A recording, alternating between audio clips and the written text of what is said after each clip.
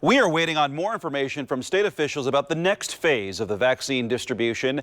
Despite the CDC's assurances that the vaccines are safe, medical professionals are working to address concerns from skeptical Hoosiers.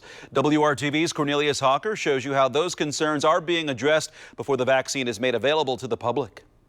Nothing would make me get it, honestly. There are a lot of people, many African Americans, who share Phanisha Matlock's feelings about COVID-19 vaccines. I don't know how my body's going to react to it. It just makes me nervous. It makes me scared. A Pew poll found just 42% of Black Americans are willing to get vaccinated, despite 71% knowing someone who died or has been hospitalized from COVID.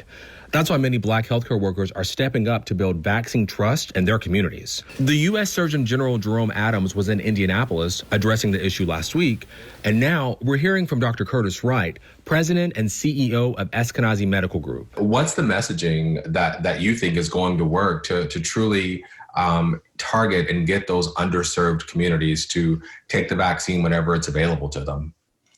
I think it's a difficult question. I think, the first step is to acknowledge, what has happened in the past. From Henrietta Lax's cells being used without her consent for cancer research to the Tuskegee syphilis experiment, which lasted for 40 years, studying the progression of syphilis in Black men without their consent, Wright says those wrongs have been acknowledged and much has been done to prevent anything like that from happening again. That was an injustice.